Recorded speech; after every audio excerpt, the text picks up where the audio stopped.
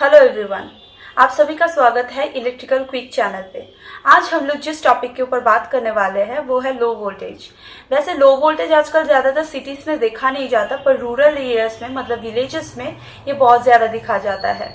तो आज हम लोग इसके बारे में डिस्कस करने वाले हैं। अभी इस टॉपिक में मूव ऑन करने से पहले मैं आप लोगों को बिजली हमारे घरों तक कैसे आता है इस बारे में बोलना चाहूँगी। वैसे ये जो बिजली आता है हमारे घरों पर, ये जनरेटिंग स्टेशन में जनरेट होता है। जनरेटिंग स्टेशन में हम सबको पता है कि पावर जनरेट होता है और इस पावर को हम लोग स्टेप अप ट्रांसफार्मर की मदद से ज़्यादा वोल्टेज करते हैं। तो ये ज़्यादा वोल्टेज इसलिए करते हैं ताकि जो ट्रांसमिशन लॉसेस हो वो एकदम मिनिमम हो। अभी ये स्टेप अप ट्रांसफार्मर से ये हमारे घरों तक आता है। अभी हमारे घरों तक आने से पहले ये बहुत सारे सबस्टेशन से होके गुजरता है, जहाँ पर ये स्टेप डाउन होता है एज पर द रिक्वायरमेंट। आपने देखा होगा आपके लोकेलिटी के पास एक डिस्ट्रीब्यूशन ट्रांसफार्मर रहता है, जहाँ से ये बिजली आता है। यहाँ पर ही वोल्टेज स्टेप डाउन होता है जितना हमारा रिक्वायरमेंट के है उसके हिसाब से। कभी कभी ये 415 होता है अगर 3 फेज चाहे तो, और या फिर 230 वोल्ट होता है अगर हम लोग सिंगल फेज चाहते हैं तो ये हमारे रिक्वायरमेंट के ऊपर डिपेंड करता है। 220 जनरली हमारा ऑपरेटिंग वोल्टेज होता है और 230 जो होता है वो नॉमिनल वोल्टेज होता है। अगर ये 230 वोल्ट जो हमारे घरों तक आता है, अगर ये 230 या 220 ना होगा, अगर ये 200 या 180 आने लगे, तभी हम लोग बोलते हैं कि हमारे घर में लो वोल्टेज हो रहा है। अब हम इसके कॉजेस के बारे में डिस्कस करते हैं। मैं सबसे कॉमन कॉज पहले लेना चाहूंगी, जो है ट्रांसफार्मर ओवरलोडिंग। वो ऐसे होता है कि जब भी हम लोग ट्रांसफार्मर को इंस्टॉल करते हैं हमारी लोकेलिटी में, तो हम लोग देखते हैं कि उसमें कितना लोड को वो सप्लाई देगा, मतलब उसके हिसाब उसका केवीए रेटिंग या कैपेसिटी डिसाइड करते हैं।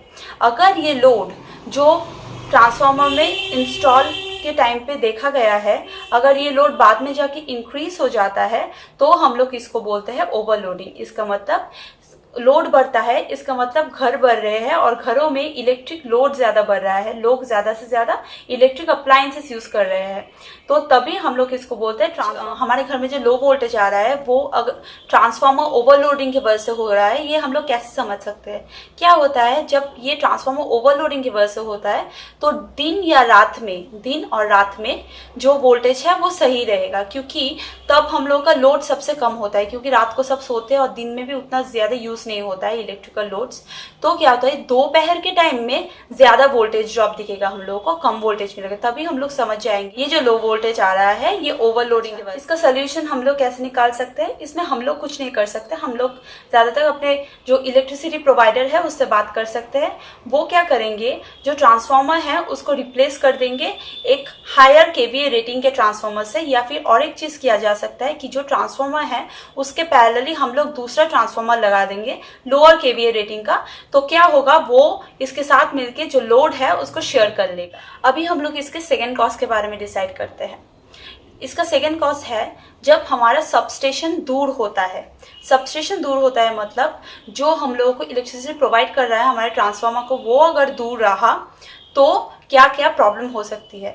अगर ये दूर रहा, इसका मतलब जो वायर है वो ज्यादा लेंथ का हो जाता है, डिस्टेंस ज्यादा बढ़ जाता है, और हम लोग को पता है अगर length is directly proportional to resistance, या फिर बोल सकते हैं जब भी लेंथ इंक्रीज हो रहा है तभी इसका रेजिस्टेंस इंक्रीज हो रहा है, उस केस में भी हमारा वोल्टेज ड्रॉप हो जाता है। अभी इसका सोल्यूशन हम लोग कैसे कर सकते हैं? इसको हम लोग हायर केवीए रेटिंग वाला ट्रांसफार्मर लगा के सॉल्व नहीं कर सकते। इस केस में हम लोग क्या कर सकते हैं कि जो ट्रांसफार्मर का सेकेंडरी वाइंडिंग है उसके साथ हम लोग एक टैप चेंजर लगा सकते हैं। टैप चेंजिंग मतलब क्या? जनरली टैप चेंजिंग मतलब हम लोगों को पता है कि जो नंबर ऑफ टर्न्स होता है ट्रांसफार्मर का उसको हम लोग इंक्रीज कर देते हैं, मतलब जो ईएमएफ इंड्यूस होता है वो भी इंक्रीज कर जाता है, तो इससे हम लोग ज्यादा वोल्टेज पा सकते हैं।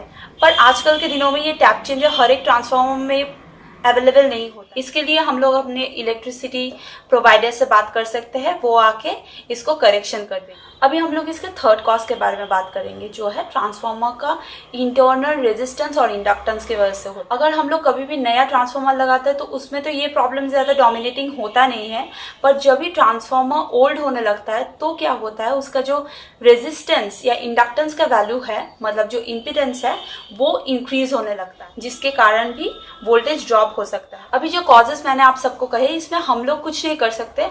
हम लोग एक्चुअली जो इलेक्ट्रिसिटी प्रोवाइडर है हमारे लोकेलिटी के, उसको एक एप्लीकेशन लिख सकते हैं सब मिलकर, और वो लोग आएंगे, इंस्पेक्शन करेंगे और उसी के अकॉर्डिंग एक्शन लेके करेक्ट कर। अच्छा, पर अगर हम लोग देखते हैं कि पूरे लोकेलिटी में नहीं, पर सिर्फ हमारे घर में लो वोल्टेज का प्रॉब्लम है, तो हम लोग समझ सकते हैं जो हमारा वायर है इसमें लीकेज हो सकता है, ज़्यादा करंट फ्लो हो रहा है इसलिए हो सकता है, वायर पुराना हो गया है इस वजह से हो सकता है, या फिर जो ट्रांसफार्मर से हमारे घरों तक कनेक्ट हो रहा है वायरिंग का, वो भी प्रॉब्लम हो सकता है। अब हम लोग इसके इफेक्ट के बारे में डिस्कस करते हैं।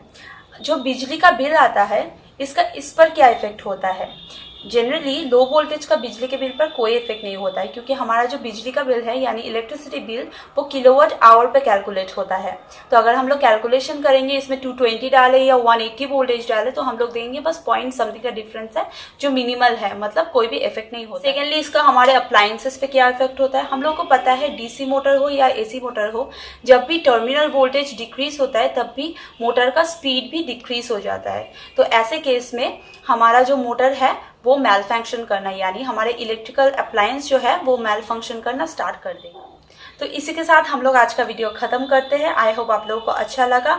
हम लोग फ्यूचर में ऐसे ही और टॉपिक्स लेके आएंगे। अगर आप लोग हम लोगों के साथ जुड़े रहना चाहते हैं तो चैनल को सब्सक्राइब कीजिए, और अगर आप लोगों को ये वीडियो अच्छा लगा तो लाइक और कमेंट कीजिए।